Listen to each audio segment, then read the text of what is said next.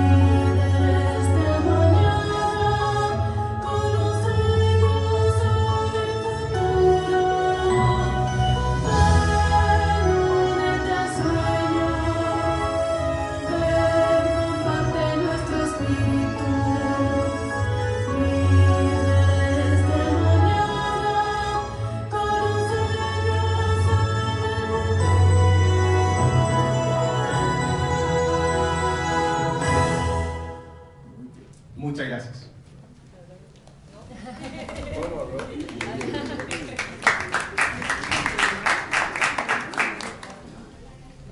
Estimadas autoridades, señora Sandra Guzmán Martínez, vicerrectora académica de la Universidad del Alba, señor Félix Viveros, director de la sede Santiago de la Universidad del Alba, señora Cecilia Echeverría Jaque, decana de la Facultad de Ciencias Agropecuarias, señor Cristian Monkeberluner, decano de la Facultad de Ciencias Sociales y Humanidades, estimadas y estimados directores de escuela, directores de carrera, docentes, estudiantes, egresadas y egresados, a nuestros invitados de la jornada, señor Matías Walker Prieto, vicepresidente del Senado, señora Paulina Núñez Urrutia, senadora por la región de Antofagasta, señor Juan Santana Castillo, diputado por la región de Atacama, señora Verónica Campino García Huidobro, presidenta de la Fundación Yo Quiero Estar, señora Francisca Ayala Garrido, abogada experta en Derecho Laboral. Sean todos muy bienvenidos. Como institución, los hemos invitado a participar de este ciclo de diálogos públicos de la Universidad del Alba con la esperanza de contribuir desde el espacio que brinda nuestra Casa de Estudios al debate público, al encuentro ciudadano y a la generación de ideas. Eso es lo que esperamos justamente hoy al abordar los alcances y proyección de la Ley de Conciliación de la Vida Personal, Familiar y Laboral. El conversatorio al que damos inicio será guiado por la presidenta de la Fundación Yo Quiero Estar, Verónica Campino, a quien le damos un aplauso.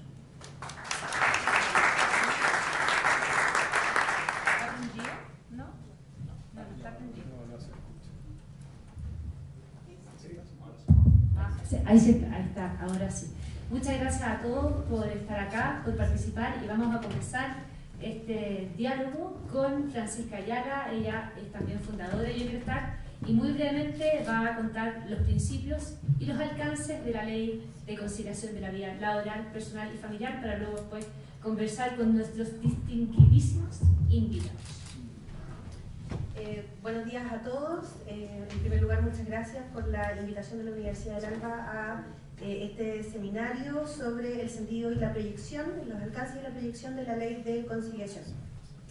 Primero, para que entendamos el origen de esta idea de generar una legislación que hable respecto de la conciliación entre la vida personal y familiar con la vida laboral. Dentro de nuestra organización nace de una serie de factores. En primer lugar, una crisis histórica en los cuidados. Los cuidados como situación de nuestra sociedad y la crisis que se sufre al momento de compatibilizar las labores remuneradas con los cuidados no es algo nuevo. Desde la incorporación sobre todo de la mujer al lugar de trabajo esto ha sido un conflicto permanente, toda vez que se busca que la mujer trabaje como si no tuviese hijos y que críe como si no tuviese un trabajo remunerado. Luego, vimos nosotros como organización un segundo gran fenómeno que se dio durante la retirada de la pandemia, que se llamó en Estados Unidos y en Europa la gran renuncia, que era esta idea de haber conocido lo que era la flexibilidad en el lugar de trabajo y el compatibilizar la vida personal con la vida laboral y requerir que este trabajo, este lugar de trabajo se volviera cada vez más flexible y se humanizara, entendiendo que el trabajador tiene todo un mundo fuera de su lugar de trabajo que es su vida personal y es su vida familiar. Dentro de esta idea de flexibilidad, lo que más primó fue el teletrabajo. Aparecieron ahí los nómadas digitales, que son estas personas que trabajan incluso fuera de su país de residencia, pero que logran compatibilizar ese trabajo remunerado con el realizar otras actividades de índole personal. En tercer lugar fue el teletrabajo mismo durante la pandemia. Si bien la pandemia nos dejó grandes dolores como sociedad, no solo a nivel nacional, sino que a nivel mundial, también nos dejó grandes enseñanzas. Una de ellas fue el teletrabajo. Fue esta idea que podemos no estar presencialmente en nuestro lugar de trabajo y aún así poder cumplir con nuestras labores. Y esa falta de presencialidad laboral nos permitió una presencialidad familiar, que para muchas personas cuidadoras hizo la diferencia y comenzó a generar la pregunta, bueno, ¿y por qué no que sea algo permanente? Recordemos que durante la pandemia existieron leyes de teletrabajo que otorgaban el teletrabajo como un derecho para aquellos trabajadores que cuidaban o que por motivos de salud era peligroso que salieran de sus hogares. Entonces, empezó este diálogo muy social respecto a por qué no mantenemos este derecho, por qué no mantenemos esta posibilidad, ya que ha dado tantos resultados a nivel familiar.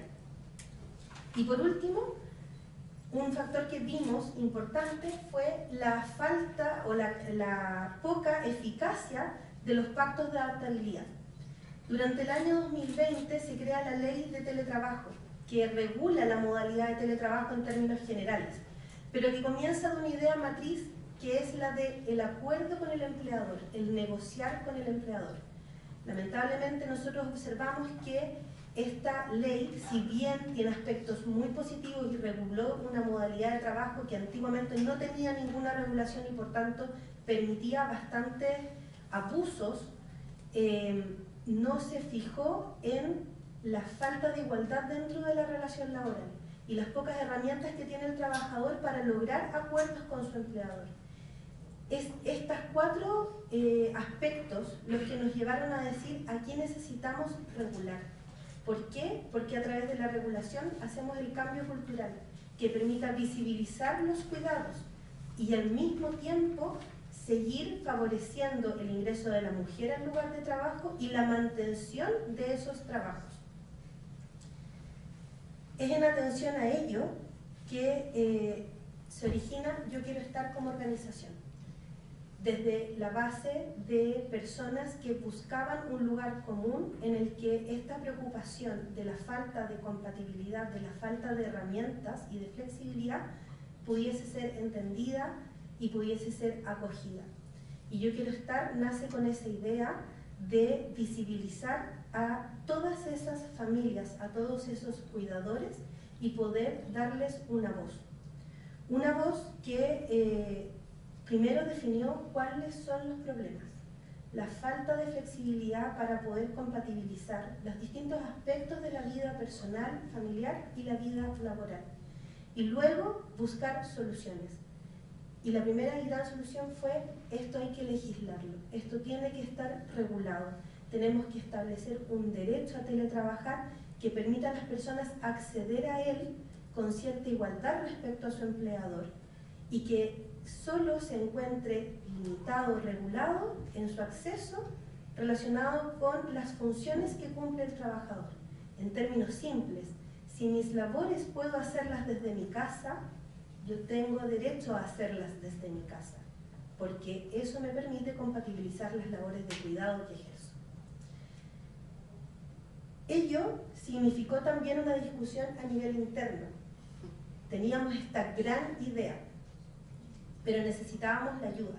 Y aquí empezamos a buscar a quienes pudiesen respaldar este sueño de generar esta normativa. Y buscamos el apoyo de quienes crean las normas.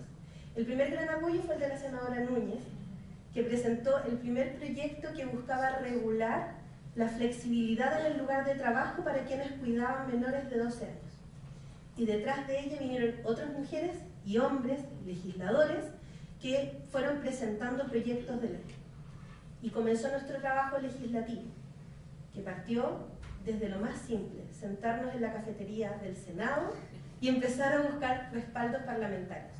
Así conocimos también al senador Walker, que fue uno de los grandes impulsores del proyecto cuando ya existía un proyecto presentado por el Ejecutivo. Y fuimos conociendo a distintos senadores, a distintos diputados que fueron tomando esta bandera. Y ello nos demostró a nosotras la importancia de la transversalidad. La transversalidad en la mirada política respecto a un problema que es de la sociedad y no es de un grupo. Esa transversalidad que es de partida muy nuestra como organización. Nosotras somos una organización transversal, donde las fundadoras representamos distintos colores políticos, distintas realidades sociales, distintas realidades familiares. También hemos tenido distintas experiencias respecto a la falta de herramientas para compatibilizar los cuidados y el trabajo remunerado. Y es esa transversalidad de miradas las que nos unió y la que nos ha hecho trabajar en pos de una mirada común, que es lograr este cambio cultural y finalmente esta ley de conciliación que hoy día es una realidad. Para que conozcan un poco el paso a paso, hubieron mesas de trabajo con distintas organizaciones que de la misma forma en que nosotros se motivaron y se movieron a generar un diálogo, a poner este debate sobre la mesa y poder conversar, llegar a una propuesta concreta y empezar a trabajarla. El Ejecutivo también generó un respaldo y presentó un proyecto de ley luego de todas estas mociones parlamentarias que ya habían empezado a discutirse. El Ejecutivo presenta un proyecto de ley que no era perfecto, que necesitaba trabajo, y ese fue un trabajo que se logró en un gran acuerdo transversal entre Chile Vamos y el Poder Ejecutivo. Se modificó el proyecto de ley y es un proyecto de ley que gracias a esa transversalidad, a ese diálogo, a ese entender que teníamos una finalidad común, es un proyecto y hoy día una ley que se aprobó sin ningún voto en contra, de forma unánime. No es algo que ocurra normalmente en las leyes de nuestro país. Y eso lo hace aún más importante y demuestra la necesidad, la importancia del diálogo, la importancia de entender que a pesar de que tenemos diferentes opiniones, podemos llegar a un punto en común. Y nos demuestra la realidad de que hay problemas sociales que son de todos y que podemos abordarlos con esa mirada común, poniendo esa mirada común por delante. Gracias a ese diálogo, gracias a esa transversalidad, hoy día la ley de conciliación es una realidad. Una ley de conciliación que da vacaciones preferentes para quienes ejercen labores de cuidado, que permite una distribución diferente durante las vacaciones de los niños para quienes ejercen labores de cuidado, para hacer que los horarios de trabajo sean más compatibles a esas labores de cuidado. Y lo más importante, entrega teletrabajo como una obligación de ofrecer del empleador y por tanto un derecho del trabajador a quienes cuidan menores de 14 años, a quienes cuidan personas con discapacidad y a quienes cuidan personas con dependencia moderada severa. Lo importante es que las labores lo permitan y lo que busca es que se generen acuerdos con el empleador para que ese teletrabajo permita a esa familia mantener la fuente de ingreso, pero compatibilizando ese cuidado. Esta ley es muy importante, vamos a conversar en el panel respecto a la tramitación y el contenido, pero estamos desde ya muy agradecidos de todo el trabajo parlamentario que se hizo para sacar una ley rápido y con esa transversalidad que se requiere para los grandes temas. Muchas gracias.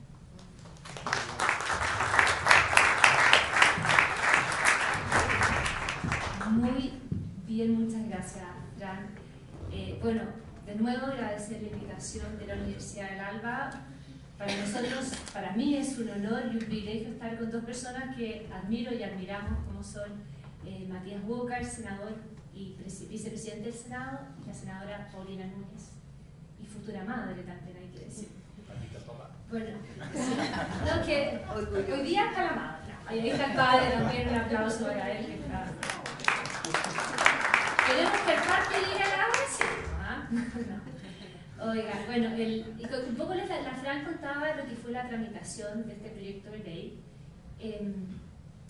que fue rápida, entre que se presentó el primer proyecto de ley, como decía la Francisca, que lo presentó la senadora Núñez durante julio del 2022, hasta que tengamos una ley promulgada, que fue a fines del año 2023, pasó un año y medio. A nosotros se nos hizo, ¿no? Como decía la Fran, hablando con los parlamentarios en la cafetería, parando a Matías, a la Paulina, y quién pasaba, yo me acuerdo que realmente nos decían, ¿qué hacer acá? Nosotros, no lo sé, estamos tratando de convencer. ¿Ah? Bueno, la pregunta es la siguiente, desde ustedes que fueron actores de primera línea de esto, ¿qué creen ustedes que fue lo que motivó a que tengan un proyecto que se tramitó tan rápido? Y por otra parte, como decía la Francisca, también un proyecto que no tuvo ningún voto en contra. La Comisión de Trabajo del Senado fue 5 votos a favor, ningún voto en contra. En la Comisión de Trabajo de la Cámara de Diputados, que digamos que una convivencia tan amena, fueron 13 votos a favor, ninguno en contra. Ningún voto en contra en la sala, solamente una persona que se abstuvo en el Senado y una en la Cámara de Diputados. Entonces, en este contexto de polarización que tenemos, que vemos que los diálogos y los acuerdos parece que no llegan. ¿Qué creen ustedes que fue lo que motivó a tener esta transversalidad y esta agilidad en la hoy ley de conciliación? Gracias, Vero. Aprovecho de saludar a todas y a todos los presentes, agradecer este espacio a la Universidad del Alba y, como bien decía la Vero, creo que al menos uno a veces se cuestiona por qué nos demoramos tanto, ¿verdad?, en la tramitación de los proyectos. Y cuando creemos que un proyecto sale muy rápido, despachado del Congreso, después de un año y medio vemos que al lado, a la sociedad civil organizada, le parece que es eterno. Yo quiero recalcar en ese punto, porque efectivamente el poder sacar un proyecto con acuerdos requiere tiempo, requiere de mucha conversación, de mucho diálogo, de ponernos de acuerdo y que evidentemente salga lo mejor posible. Y eso se traduce en los votos, se traduce cuando nadie vota en contra o directamente cuando llega a la sala y tú ves una unanimidad que no habías visto durante varios meses en ningún otro proyecto. Y eso quiero destacarlo. Ahora, ¿qué creo yo que fue gatillante en esto? Primero, la convicción, sobre todo post pandemia, a propósito de la flexibilidad laboral o de la labor que se cumplió en el hogar, salacunas cerradas, jardines cerrados, la red de apoyo que normalmente, ¿cierto?, son los adultos mayores también protegidos a propósito de su salud y la pandemia. Y nos dimos cuenta que 1 de cada 3 mujeres tuvo que directamente dejar su trabajo para quedarse al cuidado de sus hijos, porque evidentemente cuando se pone eso en la balanza, siempre va a primar el tener que quedarse al cuidado de sus hijos o de sus hijas, o de personas dependientes, moderadas o severas, como dice la ley. Entonces, primero yo creo que hubo una convicción y la realidad se impuso en el Congreso de que esto era necesario legislar. Segundo, que hubo el entendimiento de que aquí no estábamos hablando de un proyecto del gobierno, un proyecto de la oposición o de un proyecto de un determinado partido político. Estábamos hablando de la necesidad de establecer por ley aquello que se había dado casi no sé si de casualidad, pero bueno, sobre la marcha a propósito de la pandemia, que era la flexibilidad laboral, que después pasamos a llamarlo, ¿cierto?, una mejor distribución de la jornada de trabajo y, por último, el compatibilizar la vida familiar, personal con la laboral. Y luego, creo que también fue relevante el que nos escucháramos, porque efectivamente nos terminó saliendo el proyecto como ingresó. Por ejemplo, solo lo pongo a modo de ejemplo, el que sea un derecho del trabajador o trabajadora, entendiendo que estamos en una relación laboral, entendiendo que es de subordinación y dependencia, para nosotros era un paso importante, porque lo contrario, sabíamos que se iba a imponer la mirada y la respuesta del empleador o de la empleadora. Pero lo que hicimos fue ocupar la misma fórmula del teletrabajo y, por lo tanto, que sea una obligación del empleador darlo a conocer a la trabajadora o al trabajador y luego responder esta persona respecto a esa mejor distribución, obviamente como es una ley, con lo que estaba normado. Y si no se ponen de acuerdo, porque puede terminar ocurriendo aquello, la Dirección del Trabajo termina mediando. Eso es tan importante, estos conversatorios e ir viendo cómo se va ejecutando la ley para ver directamente dónde aún quedan algunos vacíos o no se está ejecutando de buena manera según lo que nosotros quisimos, según el espíritu del legislador. Esta frase a veces tan ocupada, pero que tiene tanto sentido cuando las leyes no terminan ejecutándose como uno las discutió. Y creo que con esas tres cuestiones que he nombrado, a mi juicio, fueron gatillantes para poder sacar un proyecto de ley en el tiempo y en la forma como terminó ocurriendo. Bueno, muchas gracias, Paulina, y muchas gracias a la invitación. Muchas gracias por la invitación a la Universidad del Alba, a todos quienes hoy día componen el equipo directivo, a Sandra, a Félix, a Cecilia. Muchas gracias también a Cristian Monkever, decano de la Facultad de Derecho, no es la primera vez que nos invitan a una actividad en la Universidad del Alba, que es una universidad que está presente también en nuestra región, en la región de Coquimbo, tiene una sede muy importante en la ciudad de La Serena. Así que de verdad muchas gracias a usted y muchas gracias a la Fundación Yo Quiero Estar. Qué bueno ahora ya no hablar de la agrupación, de la comunidad, sino que la fundación, están con pantalones y faldas largas. Así que felicitaciones y muchas gracias porque además nos invitaron a participar del directorio de la fundación, que para nosotros, por cierto, es un honor. Efectivamente, yo quiero agradecer a Paulina Núñez porque es, por cierto, la principal autora de la Ley de Conciliación de la Vida Personal, Familiar y Laboral. Cuando nosotros ingresamos con Paulina al Senado en el año 2022 y veníamos de la Cámara de Diputados, y ella fue la principal impulsora de este proyecto, que se fusionó además con otras mociones de otros senadores, por ejemplo Gastón Saavedra, senador socialista. O sea, eso da cuenta de la transversalidad del proyecto. La senadora Núñez me invitó a suscribirlo como integrante de la Comisión de Trabajo, donde le dedicamos mucho tiempo, muchas horas, pero sobre todo mucho cariño a poder concretar esta iniciativa.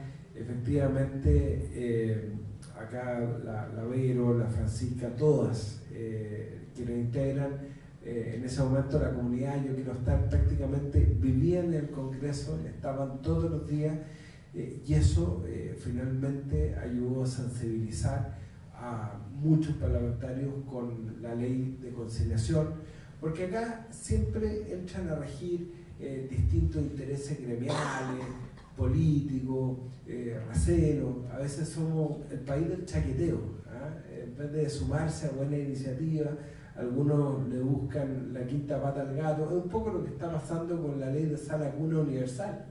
La Ley de Sala Cuna Universal, imagínense que la votamos en general la semana pasada en el Senado, que establece algo tan básico como que no se discrimine para efectos del derecho a Sala Cuna a los hijos de las madres y los padres trabajadoras, porque hoy día la norma solo rige el derecho a Sala Cuna, solo está establecido para aquellas empresas que tienen 20 trabajadores o más. Entonces ustedes dicen, bueno, pero qué lógico deberá ser consenso absoluto un proyecto de ley que termina con esa discriminación y que establece el derecho a la Sala Cuna universal, que es para todos, independientemente del número de trabajadores que tenga la empresa. Y sin embargo, porque era un proyecto que venía del gobierno del presidente Piñera, y porque algunos gremios estaban movilizados en contra, fue bien disputada esa votación y se aprobó por algunos votos nomás, y otros votaron en contra, incluso la idea de legislar, porque ustedes saben que en el Senado, sobre todo los estudiantes de Derecho, uno vota a favor de la idea de legislar, que es la posibilidad de discutir un proyecto, después se fija plazo de indicaciones, y este gobierno, que ya 2 años, ni siquiera había presentado indicaciones. Entonces, ¿qué es lo que pasó en esta ley de conciliación de la vida laboral con la vida familiar y personal?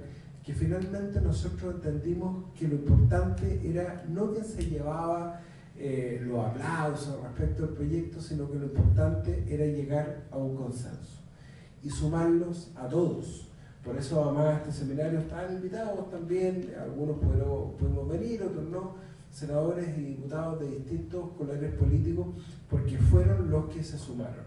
Había dudas respecto del proyecto, hay que señalarlo. Algunos veían con recelo el proyecto porque estábamos creciendo cero, y algunos dijeron este proyecto va a afectar a la productividad.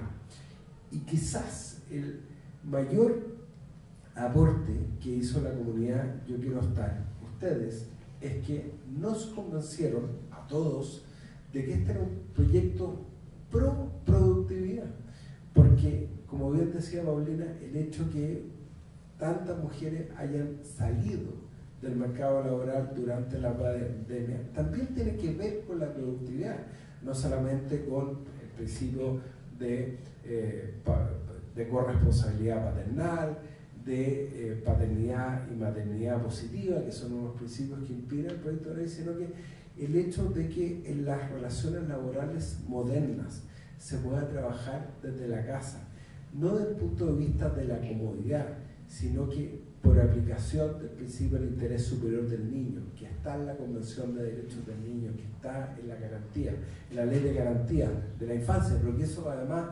posibilita que las mujeres y muchos hombres y muchos cuidadores puedan estar, ¿no es cierto?, protegidos por este estatuto.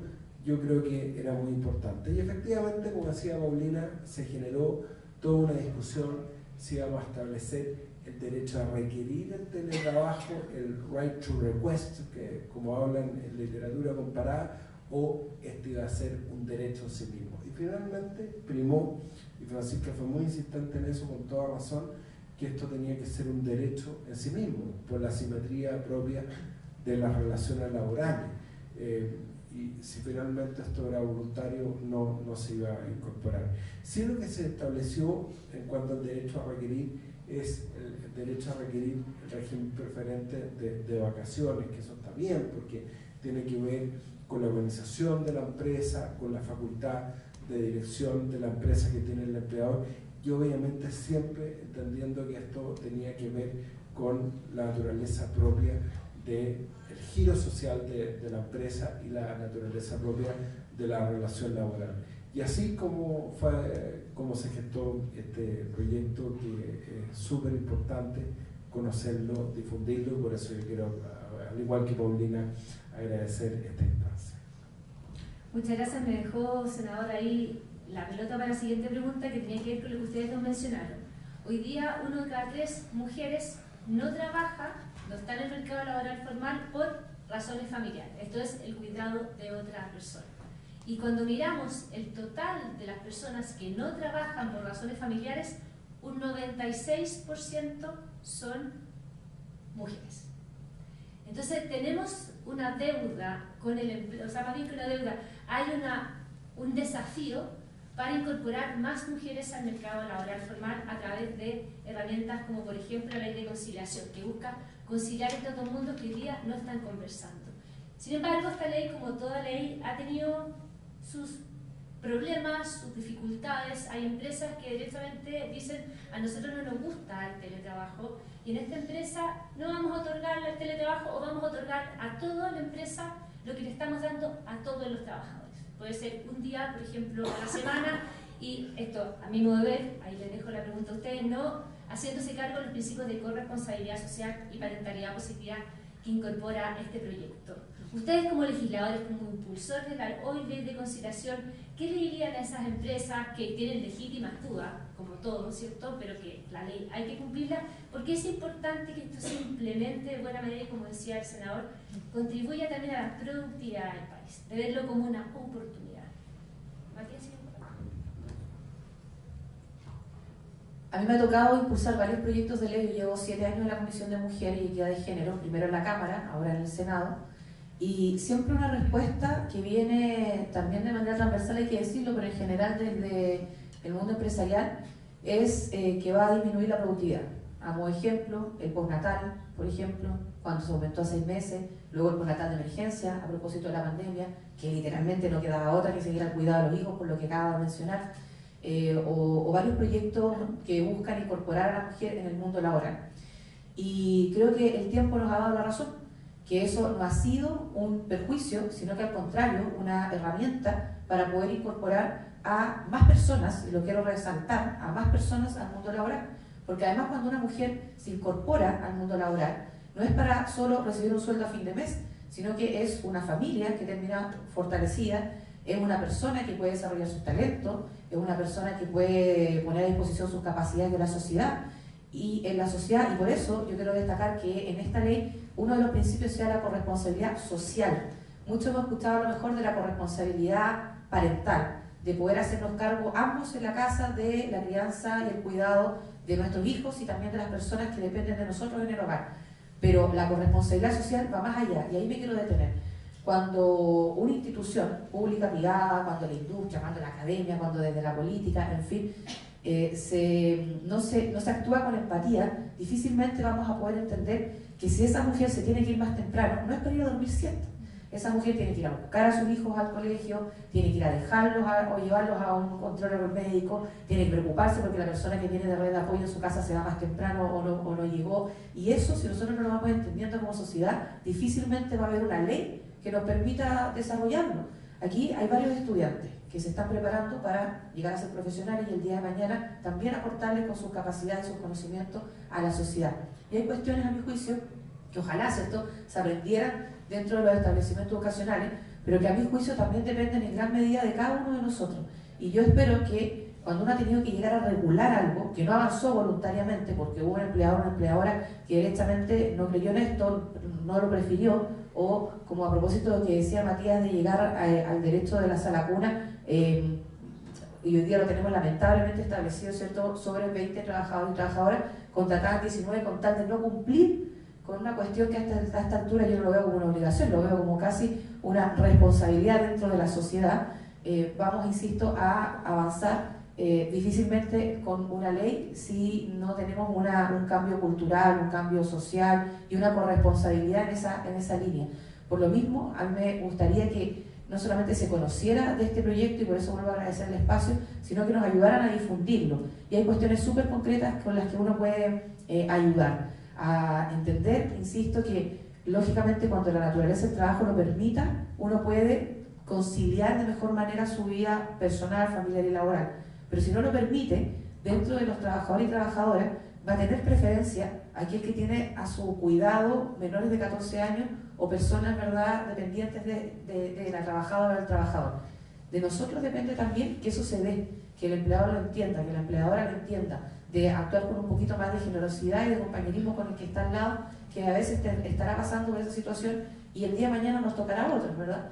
Y por eso creo que es muy importante este principio dentro de esta ley para ir ejecutando ya en detalle lo que hoy ya uno sigue hablando de un proyecto, como que a veces lo que ya tenemos en esta ley de conciliación. Gracias, Paulina. Sí, yo creo que tiene que ver con un cambio cultural, sobre todo, porque cuando nosotros estudiábamos Derecho del Trabajo nos insistían mucho en lo que era la relación laboral, que dice relación con un vínculo de subordinación y dependencia, y donde hay vínculo de subordinación y dependencia hay relación laboral, y cuando uno estudiaba la jurisprudencia nos decían que eso era propio del trabajo en una oficina cumpliendo un horario.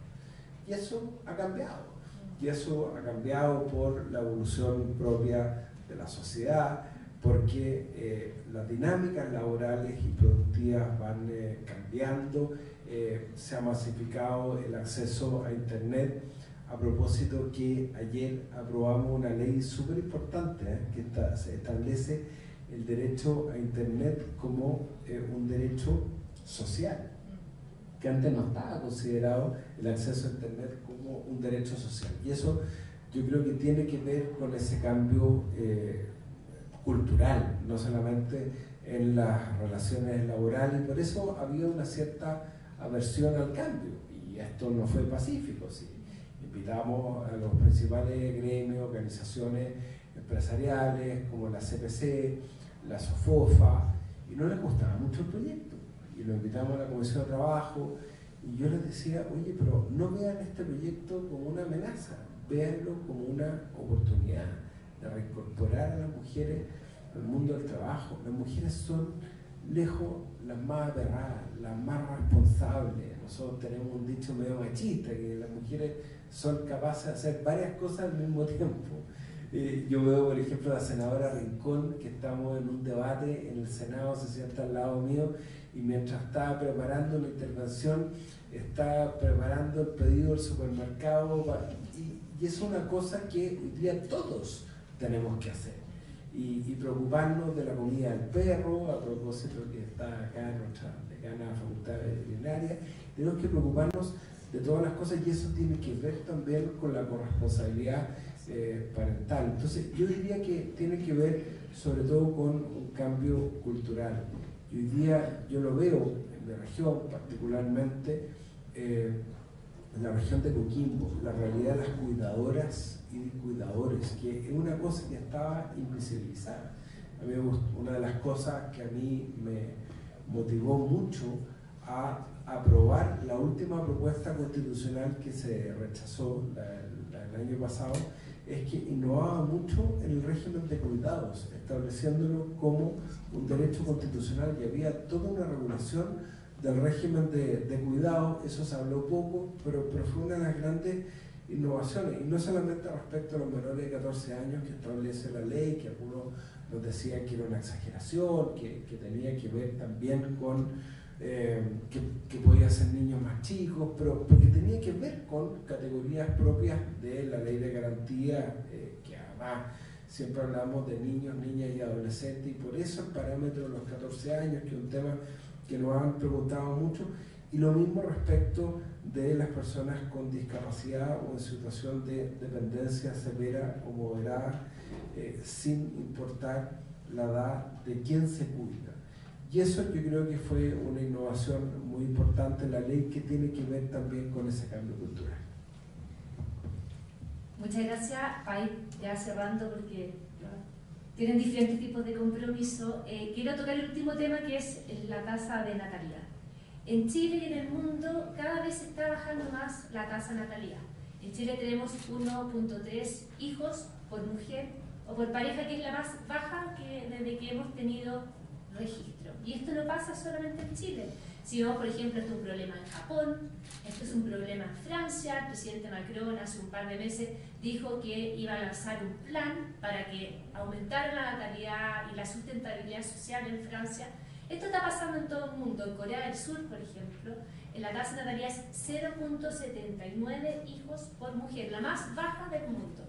¿Y cuál es el problema que tienen? Además de lo que tiene todo el resto del mundo, de las pensiones, de la sustentabilidad, cambio demográfico, económico, que Corea del Sur se está dando cuenta que en un par de décadas no va a tener ejército, porque no tiene jóvenes.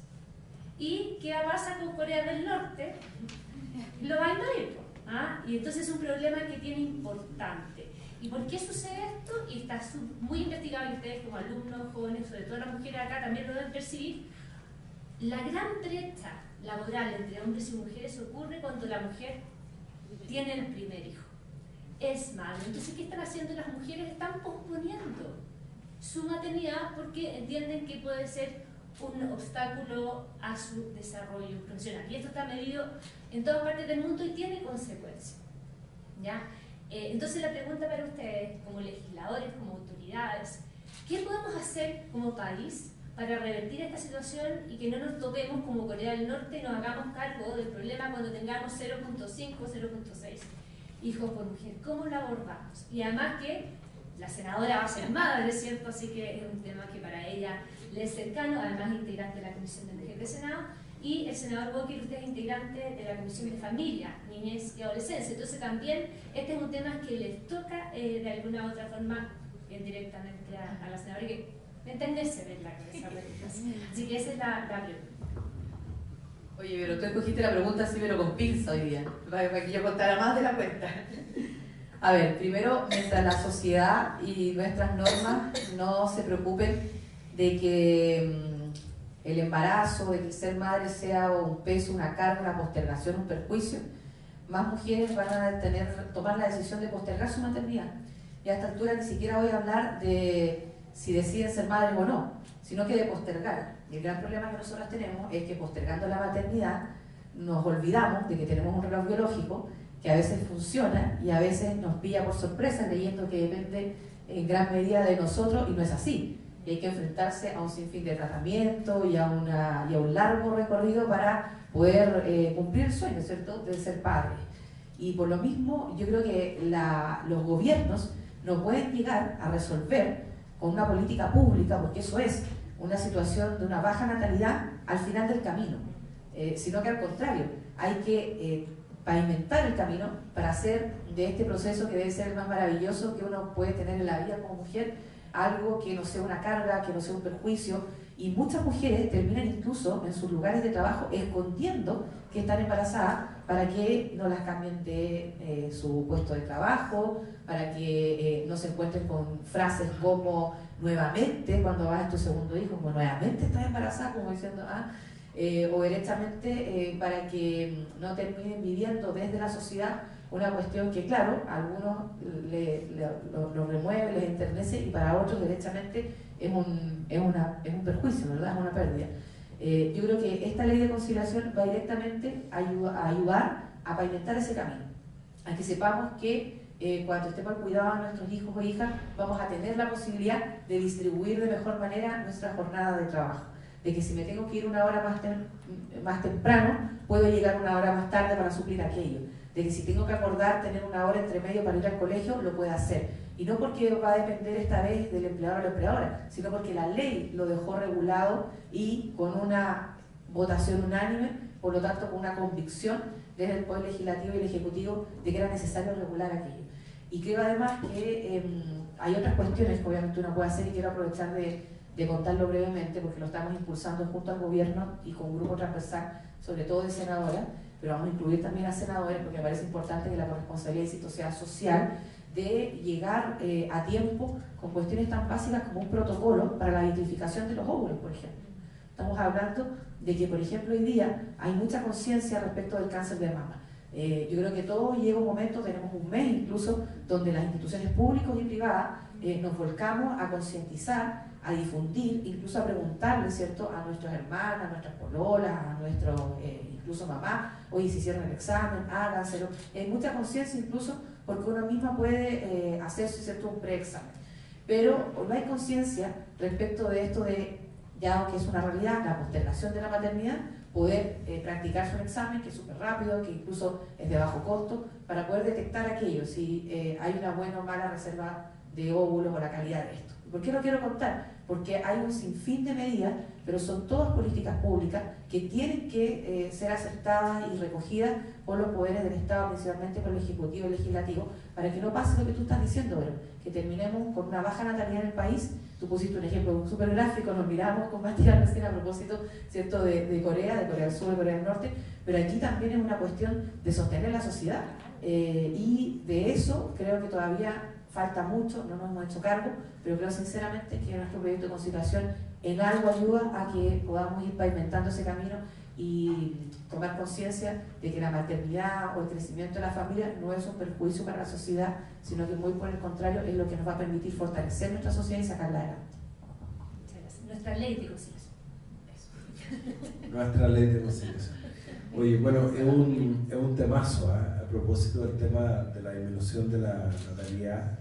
Una entrevista súper buena, creo que fue la semana pasada, del doctor Fernando Segers, que se ha dedicado, como le digo yo siempre, a traer niños al mundo, porque es uno de los primeros médicos que avanzó mucho en todas las técnicas de reproducción asistida, sobre todo de fecundación in vitro, temas que incluso desde el punto de vista ético en su momento fueron cuestionados, y hoy día nadie duda que han sido un tremendo aporte a que miles de familias puedan tener hijos en nuestro país. Pero él, a partir de esto, hacía toda una reflexión respecto de la disminución de la natalidad, que tiene tremendo efecto, desde luego en nuestro sistema de pensiones, porque nos está pasando lo mismo que en Europa, que hoy día el sector activo es cada vez menor y el sector pasivo es cada vez mayor,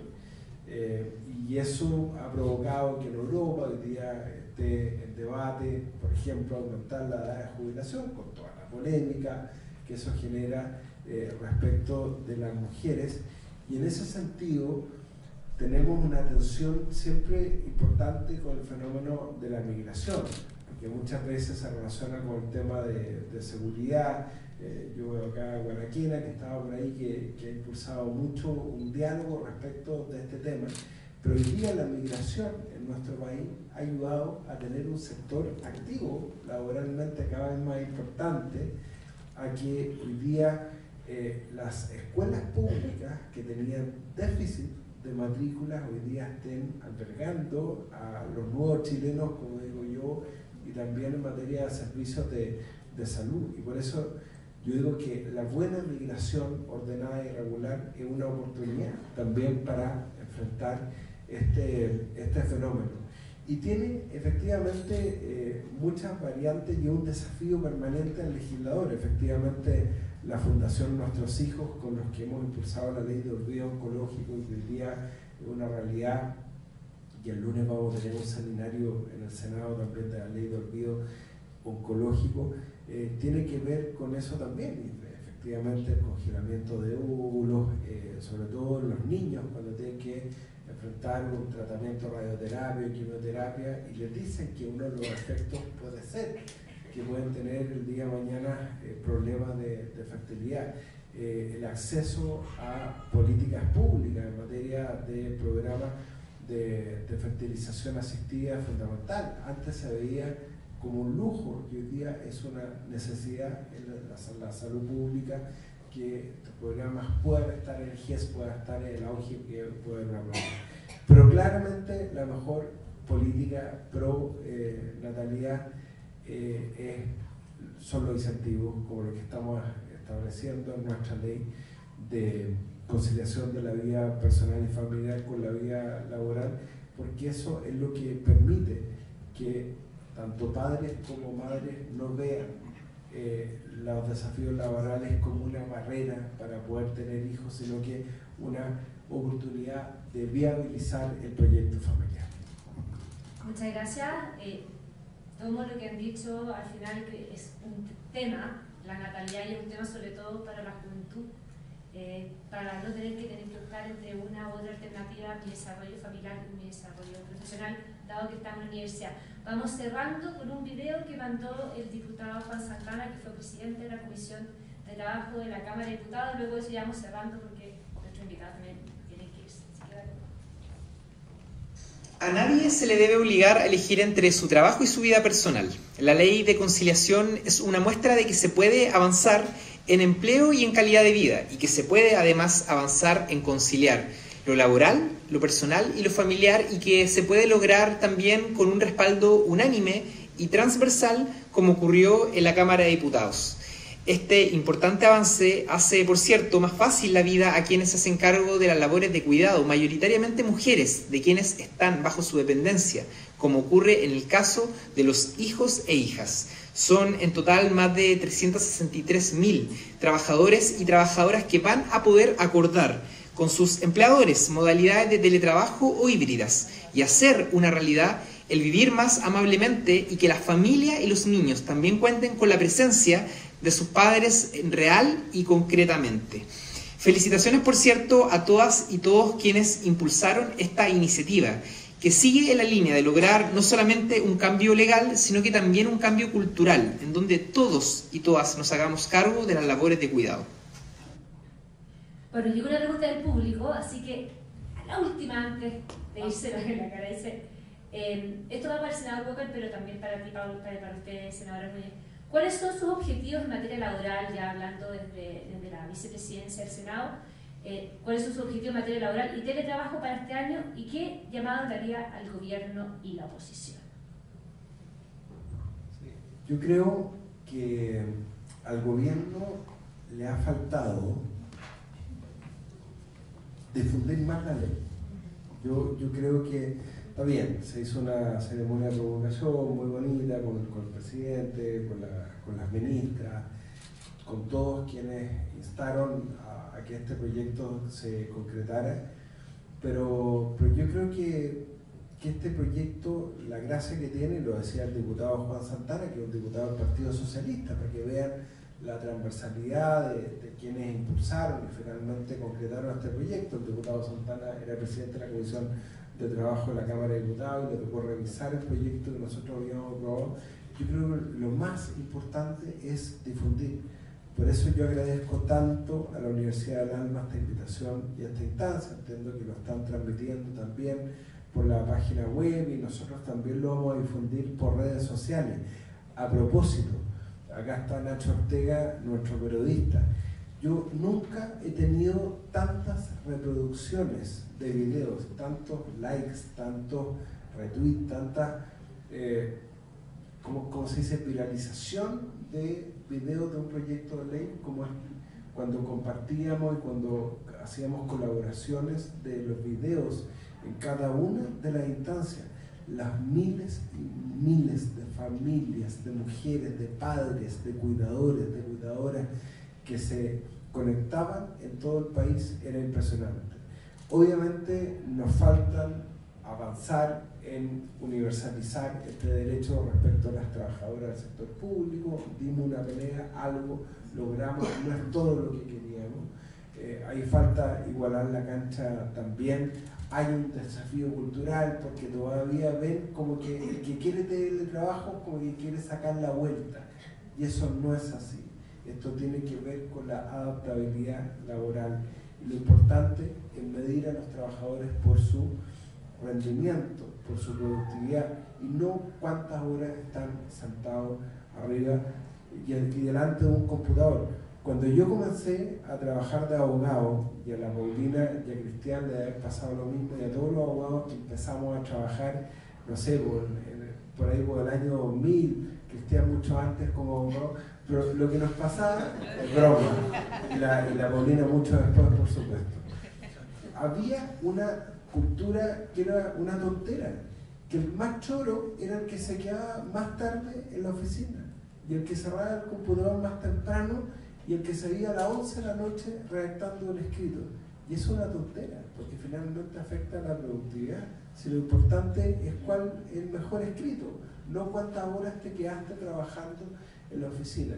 Y ese cambio cultural lo tenemos que hacer nosotros también.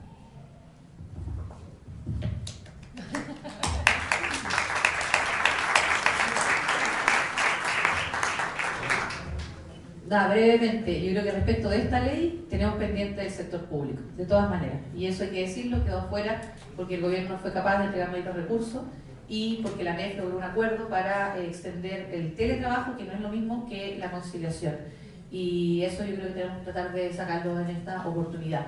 Y a modo más general, yo creo que en el tema laboral nosotros tenemos todavía una brecha importante y no podemos seguir con esta cifra de que una de cada 3 mujeres decida, entre comillas, no le quedó otra, estar fuera del mundo laboral por tener que quedarse a los cuidados de, no siempre incluso los propios hijos, ¿cierto? Sino que tenemos que seguir pavimentando el camino para que ojalá esa libertad se imponga y cada una pueda decidir qué camino tomar, pero libremente y no porque no tenía una red de apoyo para poder sacar ambas adelante. Muchas gracias, terminamos el conversatorio. Un aplauso, por favor, a nuestros invitados, a todos ustedes que se quedaron pacientemente durante una hora. Al rector Monkever. No, de acá. Por De ahora. acá. Sí, muchas gracias.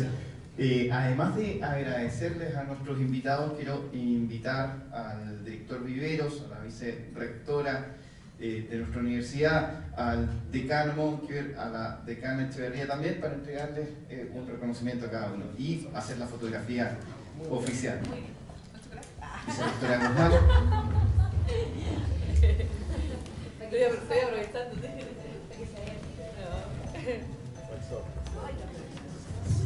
Oye, eso es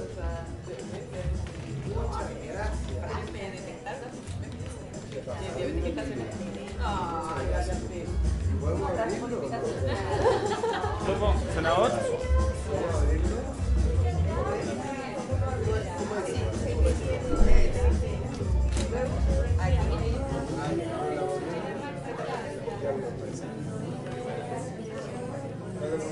¿Estoy bien? No, sí. Ahí.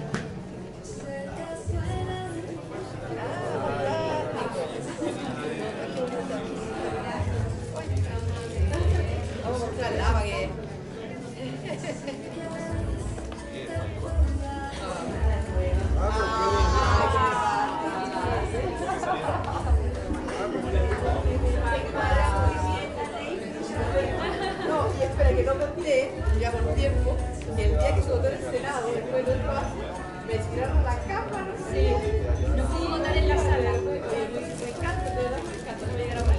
Me pasó una flores. Ya. Más juntos, por favor. Ya, 1, 2 y...